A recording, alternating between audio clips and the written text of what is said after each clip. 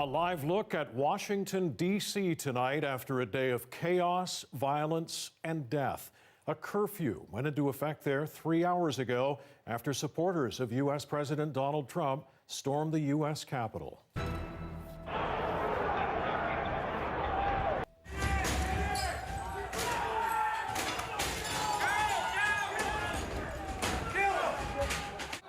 The mob breached security perimeters and ended up inside the House chamber.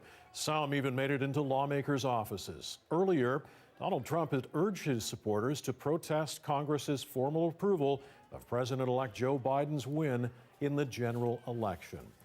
And our Dan Burrett joins us now live with more on a frightening day, Dan, in the U.S. Capitol. And as we mentioned, it's turned deadly. Mike, the entire world has been watching today, understandably stunned. A woman has died after she was shot inside the U.S. Capitol, as you said, after pro-Trump extremists stormed the building. They did so after the outgoing president urged supporters to come to Washington, D.C. to protest Congress's formal approval of President-elect Joe Biden's election win.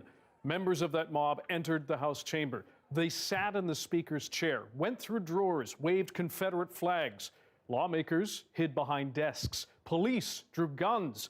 Police say a woman was shot and later died in hospital. It's not clear who she was or how she was hit. Tear gas was fired in the rotunda. Outside, extremists harassed reporters and smashed their equipment. Washington, D.C.'s mayor, as you said, declared a curfew. President-elect Joe Biden called for calm and demanded Trump do the same on live TV. But today's reminder, a painful one, that democracy is fragile. And to preserve it requires people of goodwill, leaders with the courage to stand up, who are devoted not to the pursuit of power, but or the personal interest pursuits of their own selfish interest at any cost, but of the common good. Hours after riling up his supporters, President Trump eventually told them to go home, while repeating baseless claims the election was stolen. We have to have law and order. We have to respect our great people in law and order. We don't want anybody hurt. It's a very tough period of time. There's never been a time like Mob clashed with heavily armed police later as officers eventually secured the Capitol, clearing crowds. House Speaker Nancy Pelosi, whose office was stormed, said the government would resume counting electoral votes later today. Twitter has now blocked Donald Trump's account, locked it, in fact, for 12 hours in order that the video he posted that we just showed you a short clip of, repeating baseless claims, be taken down. Twitter says it will permanently suspend the president's account if it violates its rules again. Facebook has also removed his video. Amid all that, as riot police are on alert and D.C. is still under curfew, members of Congress have returned to the Capitol, in the House, in the chamber, to certify the results of the presidential election. Senate Minority Leader Chuck Schumer, a short time ago, says the mob that laid siege to the center of American democracy was, in good part, President Trump's doing, incited by his words and lies, and they should be prosecuted to the fullest extent of the law. He calls them domestic terrorists. We'll have much more on this amazing and shocking day later in the show. Mike. All right, Dan, we'll see you then. Thanks. Dan Burrett reporting live tonight.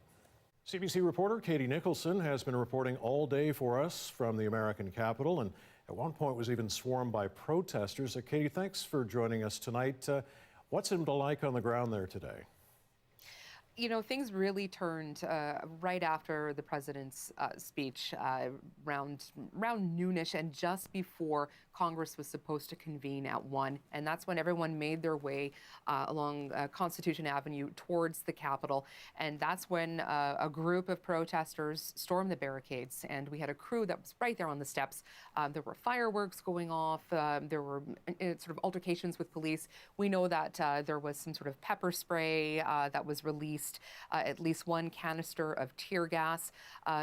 Police officers were injured in this. We know that a woman was killed. And it was just it's hard to put into words what that was like to see that happen in the United States, in Washington, and it was really unprecedented. And you know, throughout our coverage, we were walking the streets, and we were overhearing some people inciting violence, and I had people run past me wearing goggles, talking about, you know, holding the line at the Capitol, and this is all happening as some protesters push their way inside. There was damage to the buildings, to the chamber, and also I guess, you know, there was such violence that at one point, you know, there is one woman who has died. We don't know a lot of the details around that, but we know that a woman was shot in all of this ensuing chaos.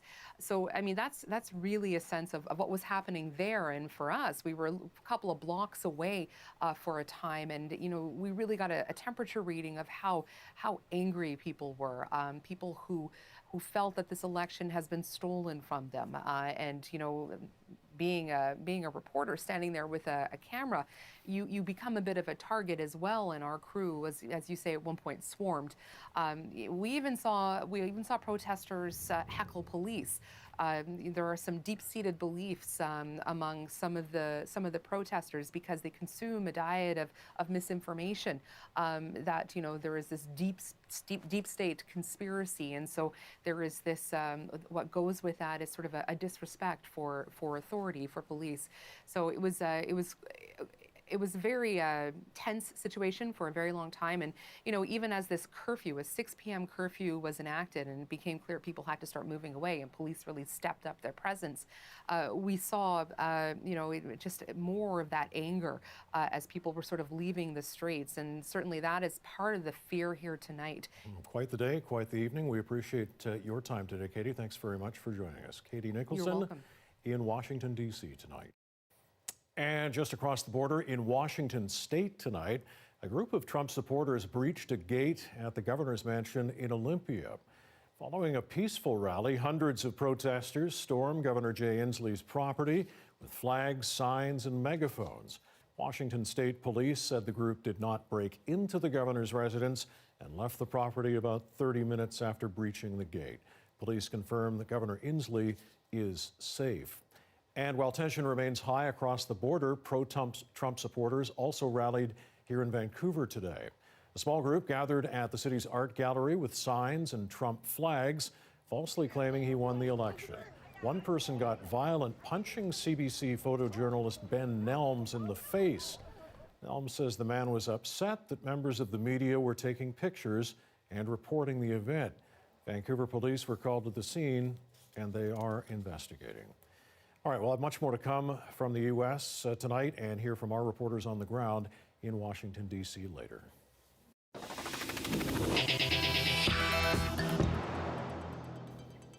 %90 of patients in BC whose surgeries were delayed during the first wave of the COVID-19 pandemic have had their procedures now finished. That's what the Minister of Health is reporting tonight. But one Port Coquitlam woman battling breast cancer says she is among the 10% remaining.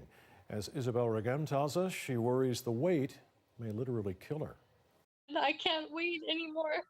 At 35 years old, Carrie Tanner has spent nearly a year battling breast cancer. She's worried she won't survive the pandemic, not from COVID-19, but from her surgery having been delayed so long. My fear right now is that because it's spread and because I'm in so much pain is that I'm going to die. And that's a huge fear of mine right now, and they need to do something. The Port Coquitlam mother says she was scheduled to have a breast removed in April 2020, but everything changed 1 month before she was set to have surgery. At the peak of COVID's first wave in BC, the province canceled scheduled procedures on March 16th. More than 32,000 people had their surgeries postponed or not scheduled at all as a result. Today, Minister of Health Adrian Dix provided an update on procedures that resumed in May, saying the vast majority of those affected in March were now off the wait list, thanks to hundreds of new surgical staff hired and extended hours. Between May 18th and November 12th, 163,696 patients received their surgeries, including 90% of patients who had their surgery postponed in the first wave of COVID-19. But for that remaining 10%, thousands of people, it's been a hard and long wait. But Dix promised they're doing their best. longer wait times have an effect, and it's why this significant increase, this reduction in the number of people waiting for surgeries, this effort to do in a pandemic more surgeries than we were doing before is so important. Minister Dick says all of those who had their procedures delayed in March should expect to have them done in the next 2 to 3 months. But for Tanner, what the province is doing simply isn't good enough. I'm sick and tired of hearing the excuses. I need the help now and I can't wait any longer. A delay that Tanner worries might be a fatal one. Isabel Regam, CBC News, Vancouver.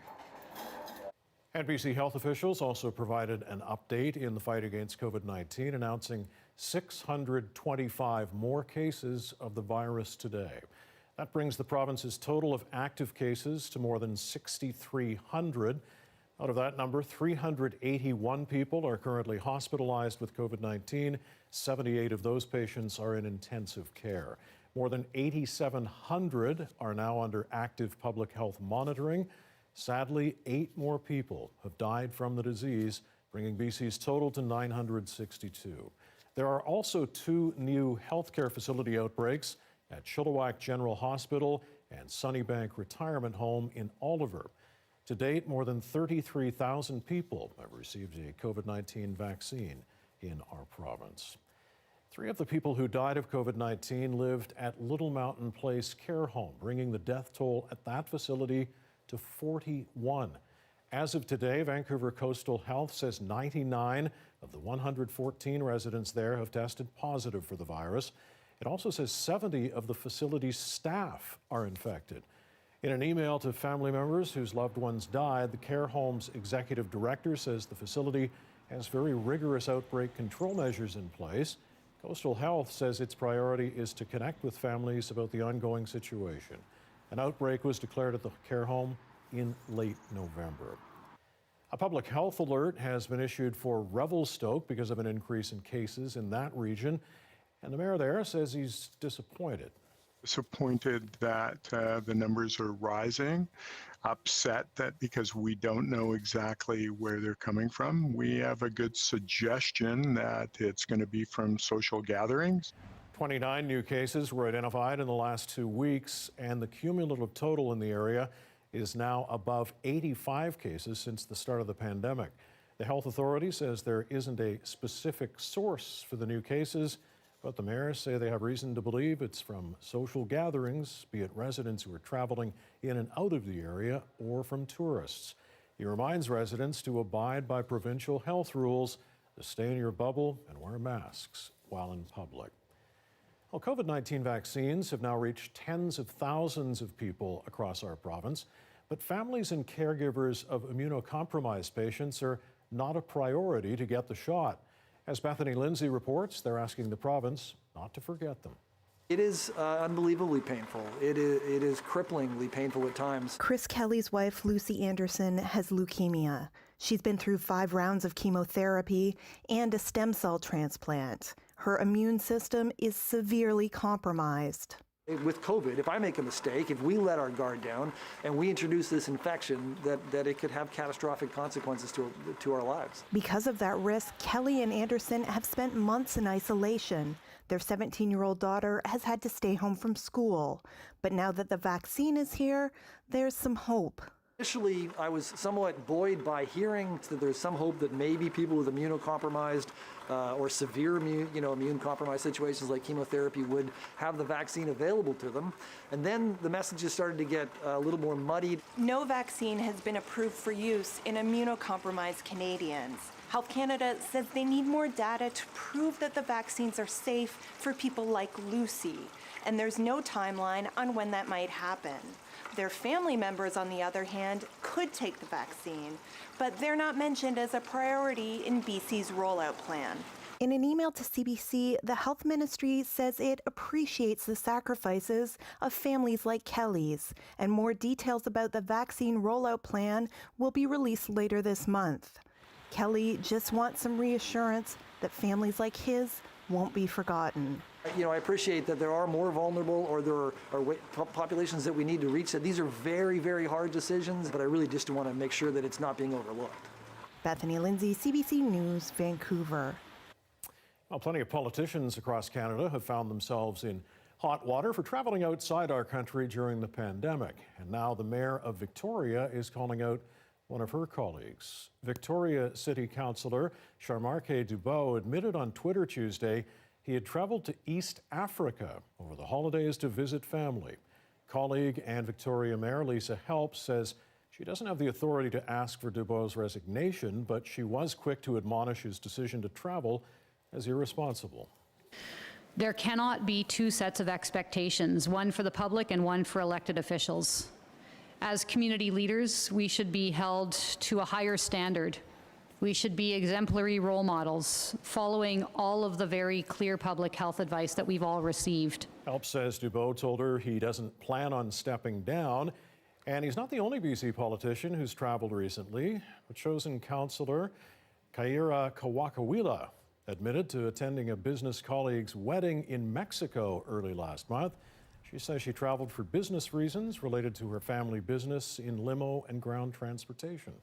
The wedding itself was for some pretty heavy hitters within our industry, and as well as the guest list. And so for us, it was, we wanted to be there to have a presence, to make sure that they knew that we were still alive, we were still in business, we were still functioning, and that when their clients were ready to start traveling again here to Victoria, we'd be able to service them.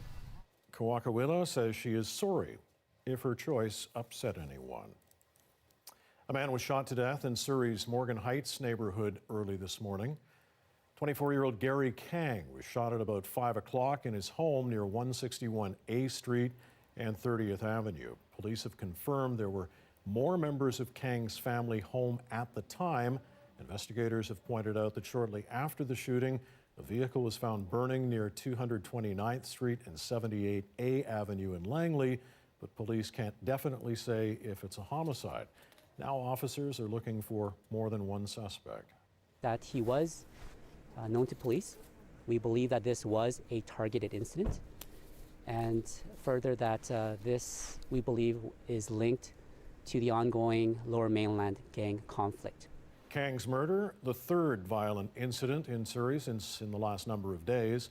All three of the victims were all involved in criminal activity. Police are looking for anyone with dashcam footage to contact investigators. And Vancouver police are looking for witnesses and possible victims after a machete attack on New Year's Eve. Police say a man is believed to have been randomly attacking strangers on Granville Street. The suspect was arrested after a 52-year-old man was struck in the head and injured. The second victim was discovered later. Now, in that case, there was a male. He was a 26-year-old homeless man who was busking in the 1000 block of Granville Street when he too was approached and apparently randomly assaulted by a man with a machete. He suffered a serious facial wound that required a number of stitches. So that. Police say a third man was attacked on Cambie Street Christmas Eve in a very similar incident. They're asking anyone who may have seen these incidents or was threatened to contact police. 33-year-old Cruz Joseph has now been charged with assault causing bodily harm and robbery. In Hong Kong, dozens of former lawmakers and opposition activists have been arrested in a move to quell dissent against a new Chinese law. It was a sweeping crackdown with waves of arrests over a short period of time. As Belle Puri of CBC's Impact team reports tonight, in Vancouver, supporters of Hong Kong are disappointed and upset. It's the biggest crackdown in Hong Kong since Beijing's national security legislation was imposed last year. 53 prominent pro-democracy activists and politicians have been arrested. It is a dark day today for the Hong Kong activists because it's just saying that, you know, the rule of law is completely gone. Hong Kong is not Hong Kong anymore. Those now in custody helped run an unofficial primary last year to pick opposition candidates ahead of elections that were postponed. They're being accused of trying to overthrow the government. The chill has been ramped up. It's more suppression. It's more oppression. What it also signifies, I think, is that the Chinese regime is emboldened to do what it wants. Activists here were among those who denounced the new security law when it was imposed by China. It criminalizes acts of subversion, secession, terrorism, and collusion with foreign powers to intervene in the city's affairs. Serious offenders can face a maximum punishment of life imprisonment. The aim of the law was to quell dissent in the semi-autonomous region of Hong Kong. Democracy was always a sham in Hong Kong, and I think now it's just has a public face to it. Pro-democracy groups around the world are calling on their countries to condemn the mass arrests, for their governments to stand up against the Chinese regime. What's happening in Hong Kong, they say, is a challenge for democracy everywhere. There are 300,000 Canadians living in Hong Kong. Canada was quick to condemn the arrests. I've been in contact with allies this morning, and certainly will be following the situation very carefully. Free all political prisoners! In the meantime, those arrested should get a day in court. I hope the Hong Kong court is still ruled by the rule of law, but my hope is pretty slim, I think. 1,000 police officers took part in the Wednesday morning raids on 72 places across Hong Kong. Belle Puri, CBC News, Vancouver. Police on the North Shore are asking people to stay off a portion of the Capilano Pacific Trail tonight following a landslide there. It's located just south of the Moyne Drive access point near the Capilano Suspension Bridge. West Vancouver police say it's an active situation and engineers are assessing that area for risk. And meteorologist Johanna Wagstaffe joins us now. Dry tonight, but we've had a lot of rain. I imagine that contributed to some of these landslides we're seeing? That's right. I was actually talking to some geoscientists a week ago before. And the forecast was just right for landslides across the south coast. I know I might be cut in and out here. We are definitely not being impacted by the storm right now, though. I'm cutting in and out, I know. This is not storm impact. We are well behind the cold front now, but yeah, geoscientists were watching this forecast closely. Right behind the front, so some time for that moisture to get into the soil. In fact, we've got a pretty dry forecast ahead. Let me take you through the temperatures right now, because the other side of the story is it has been, even though we're behind the cold front, we've still got an unstable air mass. But despite that, temperature a couple of degrees above seasonal as we head into the forecast. Drying, though, will continue through the overnight into tomorrow morning. Watch for some morning fog across the strait, but we'll get that sunshine back for the afternoon. I do have to take us through a little blip towards the end of the week in the forecast, which is more than we've been able to see for weeks now. So those details coming up. All right, we'll get those technical problems sorted out. Talk to you in a little bit. Thanks, Joe. And a reminder, you can also watch our newscasts live on CBC Gem, CBC Vancouver, also on Facebook, YouTube, and Instagram. At 6:21 in Vancouver, 9:21 there in Washington, D.C., a live shot of the White House tonight after an extraordinary day. The U.S. Senate has resumed its session to confirm U.S. President-elect Joe Biden tonight after a day of chaos and violence there. We'll have more coverage from Washington, D.C. just ahead.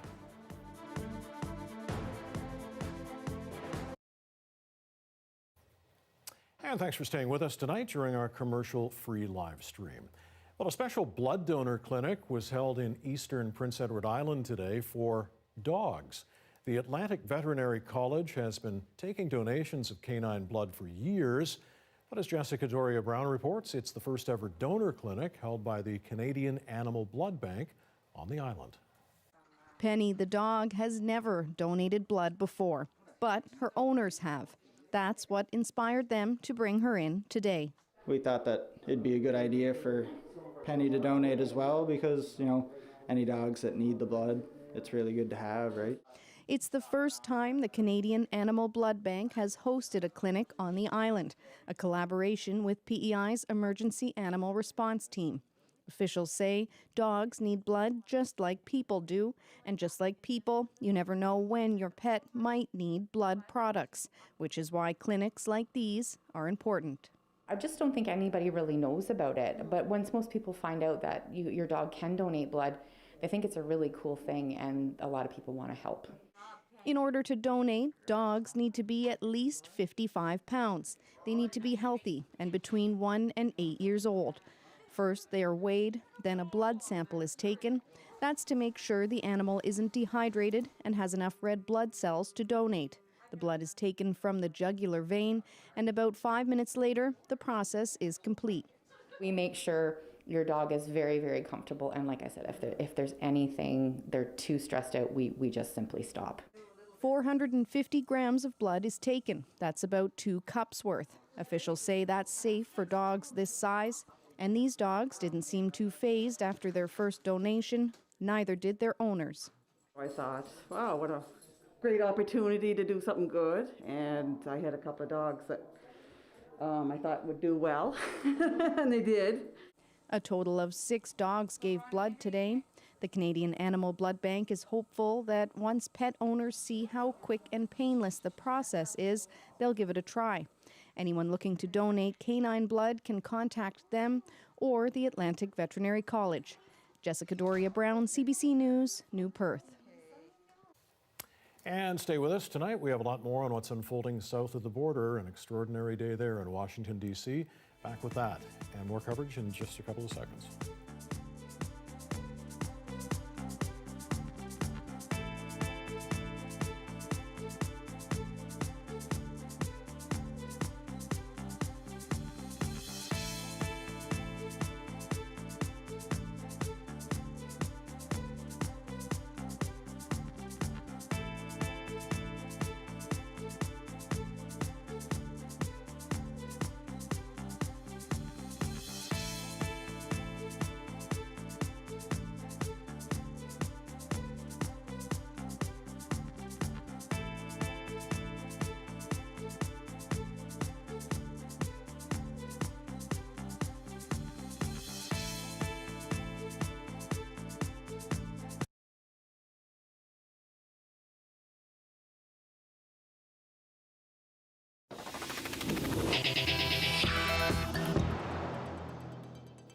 Supporters of U.S. President Donald Trump stormed the U.S. Capitol today. It happened as the Electoral College votes from the presidential election, which Joe Biden won, were being tabulated and confirmed. CBC's Katie Simpson has more. Our Capitol! Our Capitol! Unnerving and remarkable scenes of chaos on the doorstep of the home of American democracy. Angry supporters of the president advancing on the Capitol. Tensions escalating quickly. Security had closed off this area of the Capitol, but after those protesters pushed their way through a gate, they made their way up here to the steps and even climbed some of the bleachers set up for inauguration, prompting a heavy response from police. Officers tried to push back, firing pepper bullets into the agitated crowd.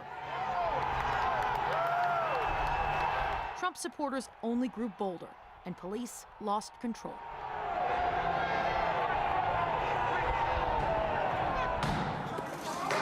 They forced their way into the building.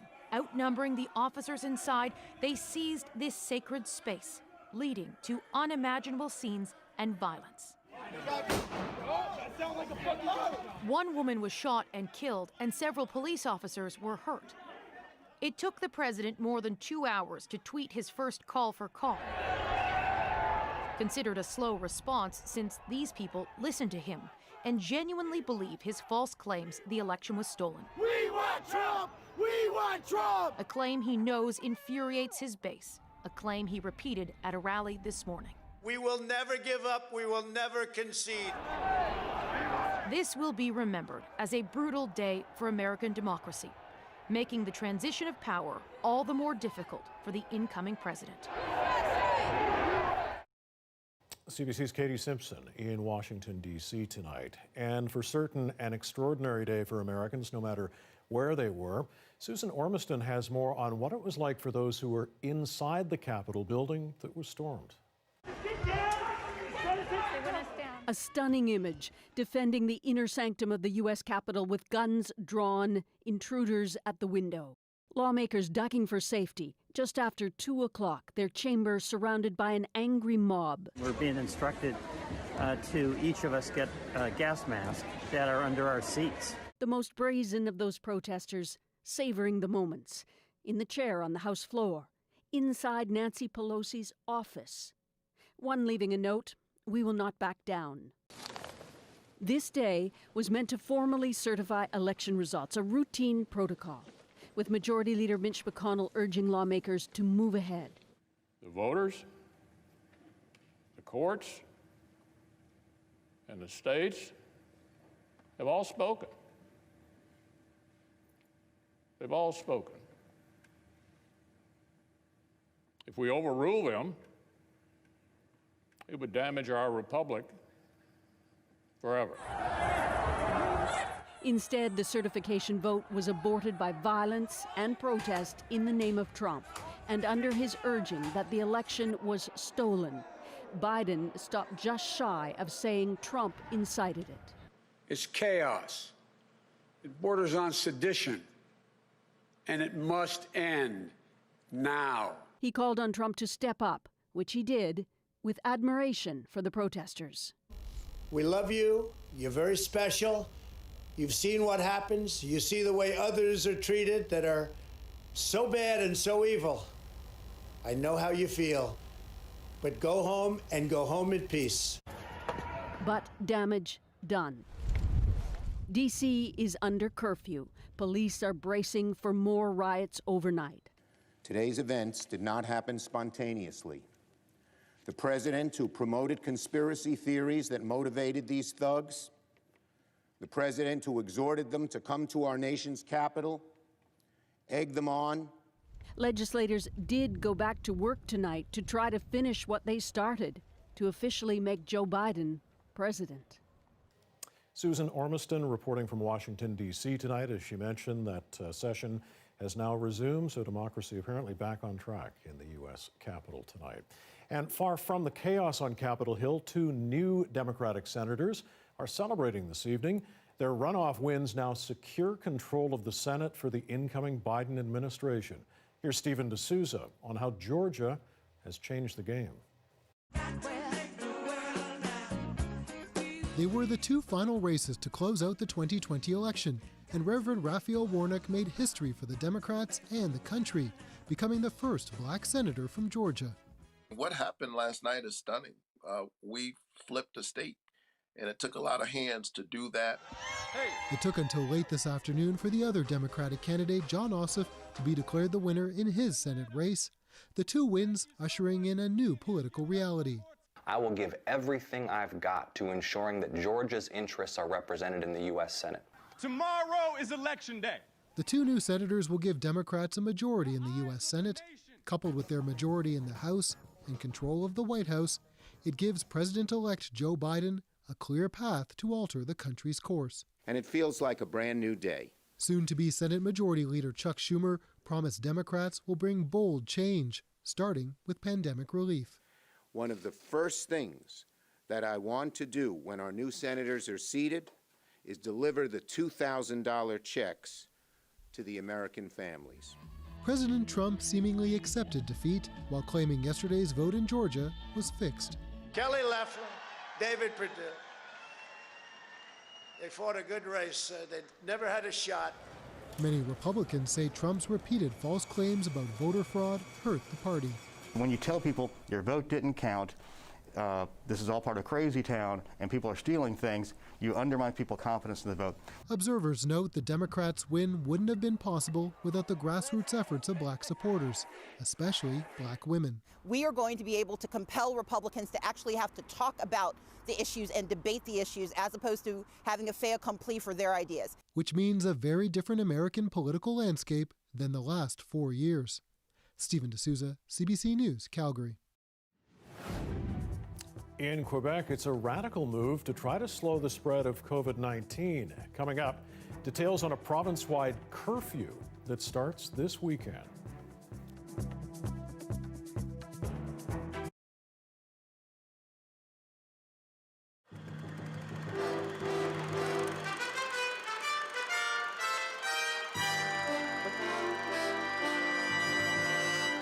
British Columbia Supreme Court has ruled the province does have the right to restrict the number of doctors practicing under Medicare in that province.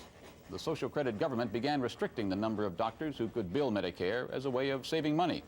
And now that the Supreme Court in BC has found nothing illegal about that, other provinces could soon be doing the same thing. Karen Webb reports. Okay, my name's Dr. Wickham. I'm the orthopedic resident. As long as this doctor is working as a resident in a hospital, he's getting paid a salary. But once he completes his residency and sets up practice, he needs a medical billing number. In British Columbia, the law says the government doesn't have to give one to every young doctor. A doctor without a billing number can't make a living under Medicare. And now, the British Columbia judge has decided it's not against the Constitution for the province to do that. You don't train people for 15 or 16 years and then spend all that money training them and then lock them out. The Association of Residents and Interns still thinks the law discriminates against young doctors. The government will not give us a billing number and, in fact, will not let us practice within Medicare. And they've said if you want to set up your practice, set up. We won't give you a number, just go ahead. But which patient is going to go and see a doctor and pay money when they can see another doctor down the street for free? The provincial government argued there are too many doctors, and that controlling the number of billing numbers is the only way to control the cost of health care. It is not free enterprise. It is a socialist system. We are guaranteeing the doctors that fee, and there is no collection problem, and therefore you can't have it both ways. We must have some control over the numbers of doctors that can practice in one particular area. The British Columbia Medical Association is very disappointed. Well, it puts complete control of where doctors will practice and what pattern of practice they will engage in the hands of government. And that is a serious change from what has been the practice in the past, and the public will have to ask themselves if that's in their interest. Other provincial governments have been waiting for this decision. In Manitoba, the Minister of Health has been looking for a way to counter last week's arbitration decision, which gave Manitoba doctors a significant raise. I don't think it's as much as you tell the doctor where to practice, but you say, we need so many doctors in that area, and that's it. Not that we want to start regimenting anybody, and I can tell you that Manitoba certainly will follow through. And the cough is bad. The judge rejected all the residents' arguments, including those which said the law discriminated against people who want to see female doctors, most of whom are young. Christiane Maxon was one of the doctors who sued the government. She can work now only as a fill-in. Patients are asking me to be their doctor. Doctors are asking me to come and join their practices because they're too busy. They can't handle all the patients that they have. Their waiting rooms are too full. They want me to come and help them. And you have to say no. And I have to say no. The young doctors have 30 days to file an appeal. It's likely they will, and just as likely they'll get the backing of doctors from every province in Canada. Karen Webb, CBC News, Vancouver.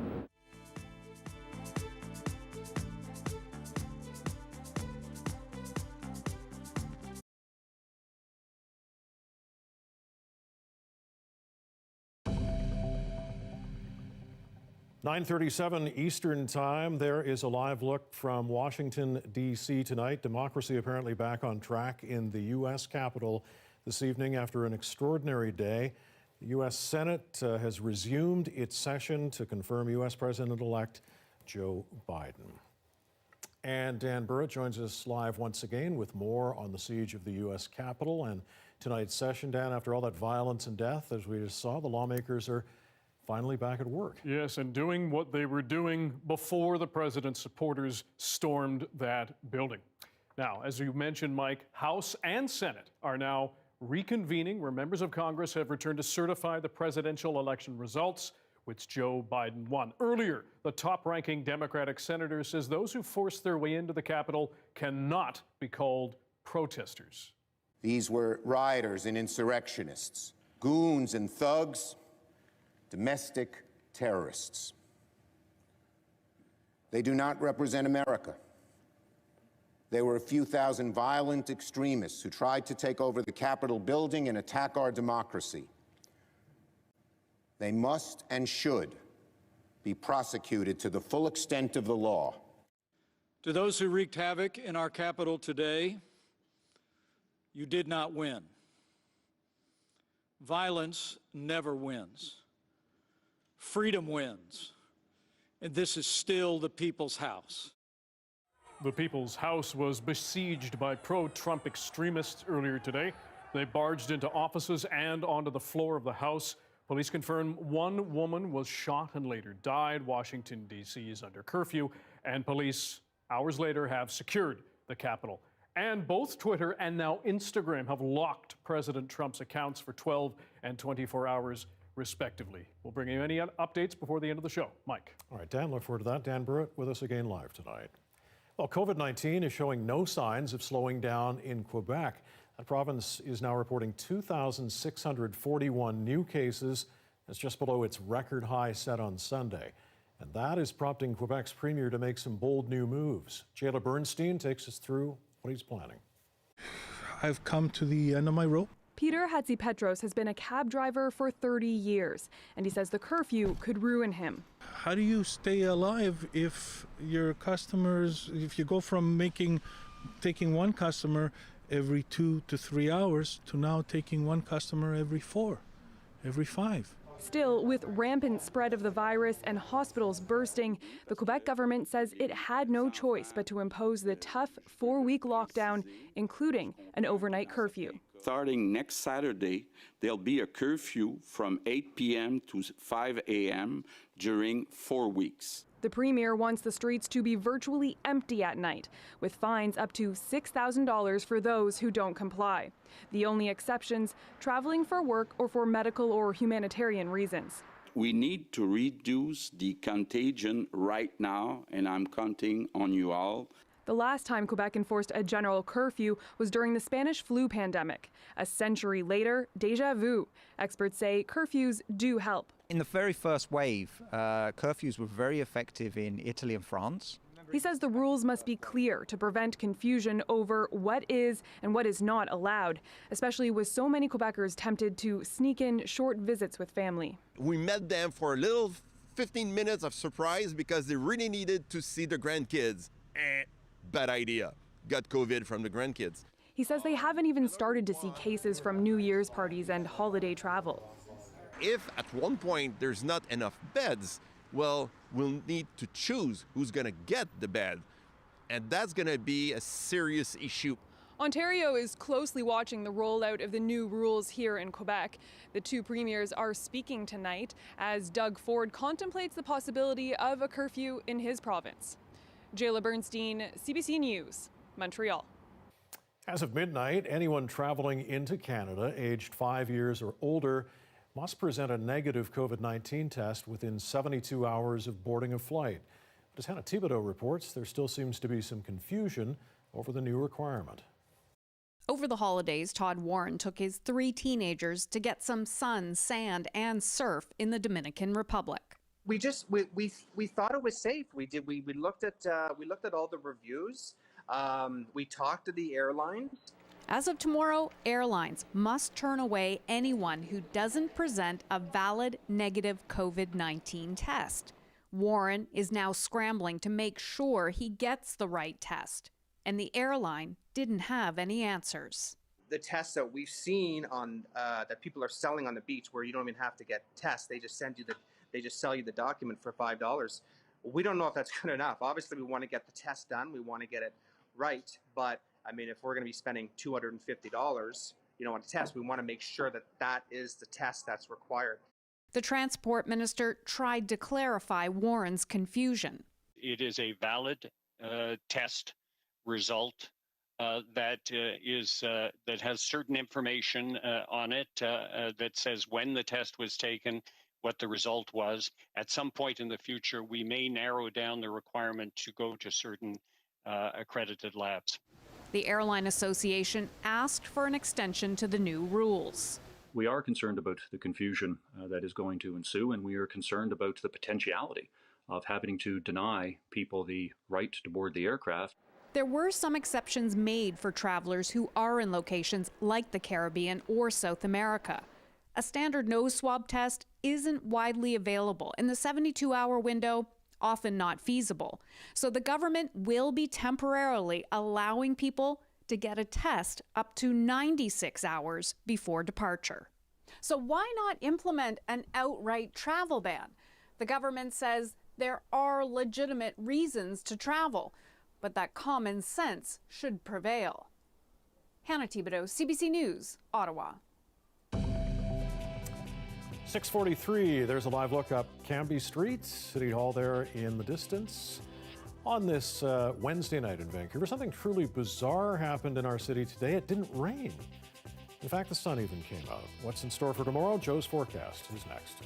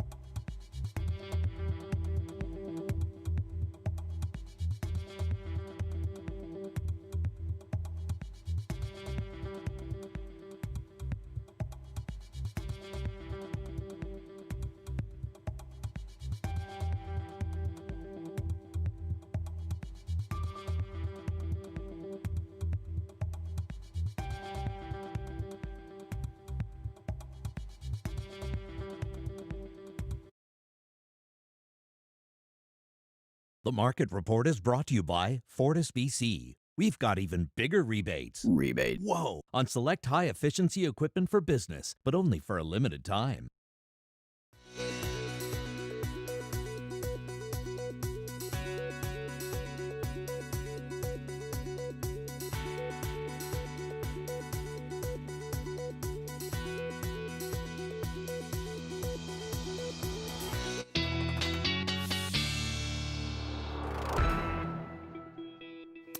And meteorologist Johanna Wagstaffe joins us now once again with the forecast. Had to drag out the sunglasses today. Joe hadn't done that for a long time. What are sunglasses, I know. Mike? Yeah. Yeah, it has been a while, and I keep them handy as we head into the forecast. We've got more sunshine ahead, not an all blue sky forecast, but enough hopefully to make up for the past couple of weeks. Let me show you the current satellite and radar right now. We actually have some showers lingering across the island. I think We're mainly dry, though, in Metro Vancouver through the overnight, but a chance of a morning shower and some drizzle, thanks to a little system just moving into our south. That's where the majority of the moisture is going. Offshore, you can see a much bigger low pressure system, and that's what's headed to Haida Gwaii and central and northern coastal sections. While we get a bit of a break in the south, the storm track keeps on keeping on, but this time it's aimed much farther north. So from central coast all the way up through to Alaska, that's where we'll continue to see heavy rain and strong winds. We'll keep you posted on that side of the story because it has been quite a season in through Haida Gwaii northward. But we get a bit of a break here as I take you through the overnight. Notice generally clear skies, watching for that morning fog. It's not an all blue sky Thursday, but I do think we'll see some sunny breaks out there. Showers will return Thursday overnight into Friday. I'm thinking pre-dawn hours. Watch as I take you through. There we go. Showers filling in sort of 4 or 5 a.m. on Friday. It's a quick moving system, though, so definitely not a washout to end the week. And we get back to the sunshine for the weekend. I will be watching that forecast closely. Definitely sunny Saturday, and I'll have my fingers crossed for Sunday. Me too. All right, Joe, thanks very much. All right, back to our top story now on the chaos and violence in Washington, D.C. today. Donald Trump has been sowing the seeds of distrust in the electoral system weeks before Americans went to the polls. He's also been riling up his supporters. Our David Common brings us the timeline leading up to today's Capitol confrontation. As much as Trump may deny it now, the near inevitability of all this was sown by the president starting 6 weeks ago today. The biggest problem we have is if they cheat with the ballots. That's my biggest problem. Down in the polls before the election, Trump insisted to his faithful there was only one way he could lose. Cheating can happen like you've never seen. This is their dream. You know why the Democrats don't want voter ID? Only one reason: bad purposes. Trump has a near messianic appeal for millions of Americans. They believed him, parroted his words. We cannot allow these crooks, because that's what they are, to steal an election from the American people. Never mind the lack of evidence. Post-election, they stormed ballot counts. We need a recount. USA! There was confrontation. This guy wearing the buffalo hat and horns, we met him in Arizona, where he insisted the vote was being stolen. Take a look where he appeared today, standing inside the U.S. Senate chamber. They're stealing our election. When count challenges failed, Trump turned to the courts. When the courts rejected his appeals, he turned to influence and interference. All I want to do is this. I just want to find 11,780 votes, which is one more than we have. To his supporters, a social media bombardment. New Year's Day, promoting the rally Stop the Steal. A supporter tweeted, "The cavalry is coming." He responds, "A great honor." Somewhat fittingly, even retweeting user Machiavelli, "Refused to concede a fraudulent election."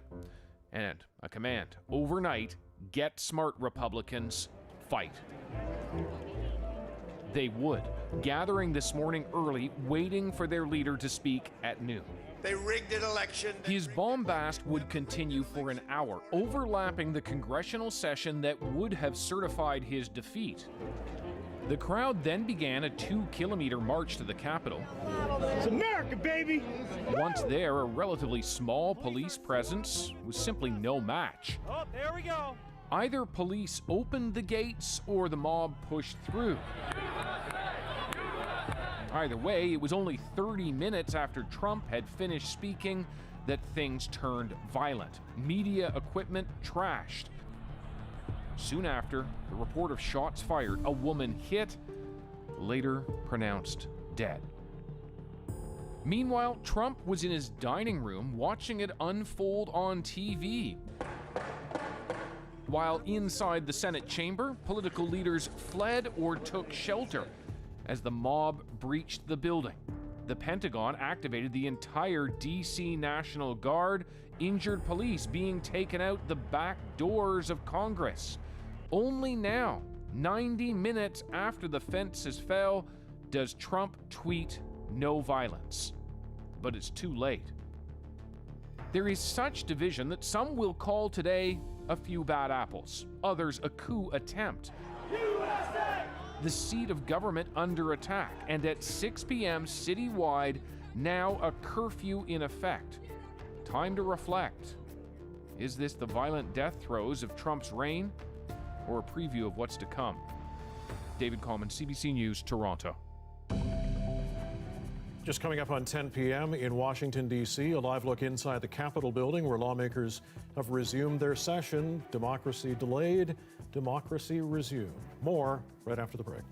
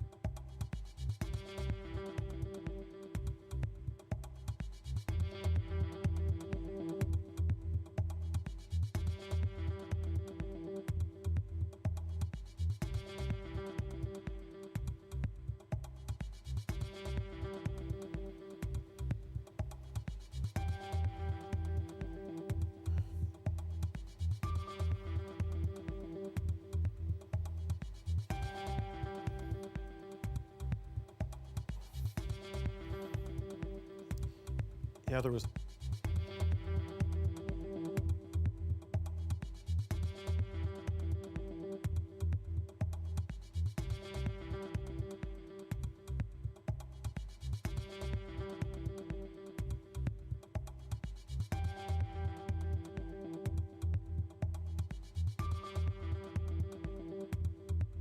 Probably said it.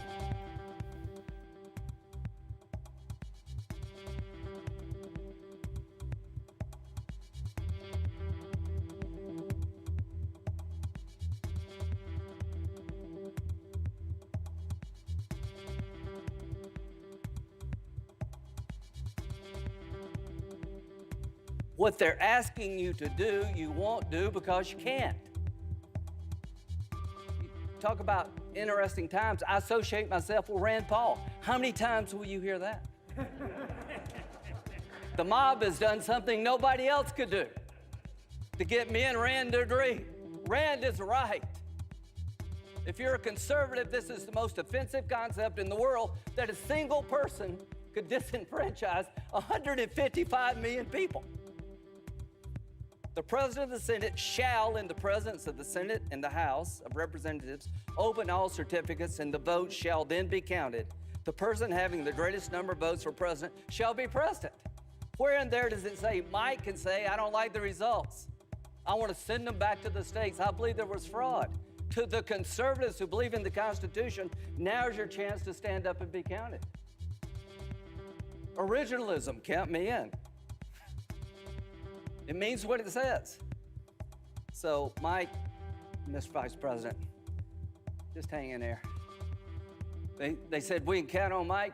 All of us can count on the Vice President. You're going to do the right thing. You're going to do the constitutional thing. You got a son who flies F-35s. You got a son-in-law who flies F-18s. They're out there flying so that we can get it right here. There are people dying, to my good friend from Illinois, to make sure we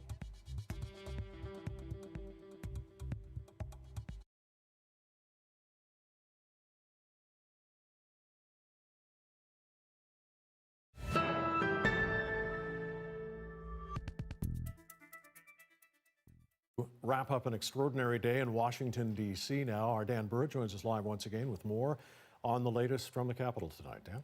Mike, as we showed you, here is another live look at Congress, where members are doing now what they were supposed to be doing earlier, before a mob of pro-Donald Trump extremists, riled up by the president himself, stormed the U.S. Capitol, fought with police, rummaged through desks, angered by the vote to certify Joe Biden as the next U.S. president. And that's what those members of Congress are doing now.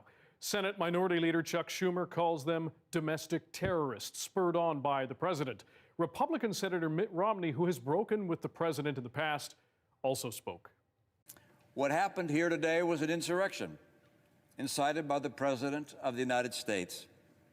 Those who choose to continue to support is a dangerous gambit by objecting to the results of a legitimate democratic election will forever be seen as being complicit in an unprecedented attack against our democracy.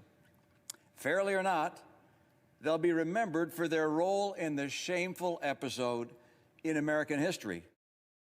Now, hours after it began, police have since secured the U.S. Capitol, and a curfew has been put in place by the mayor. But, of course, not before supporters of Donald Trump stormed into the Capitol. One woman was shot and later died. U.S. media reporting tonight the victim is an Air Force veteran from California who went to Washington to take part in the insurrection and who called for leaders, among others, Mike Pence, to be charged with treason. CBC News is working to independently confirm those details, and we will bring any updates and the latest on this tonight at 11 p.m. Mike.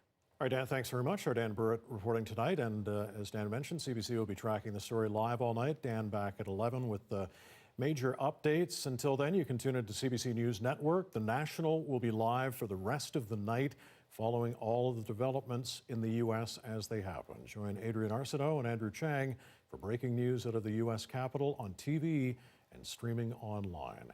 For those of us here in Vancouver, thanks so much for watching tonight. We'll see you again tomorrow.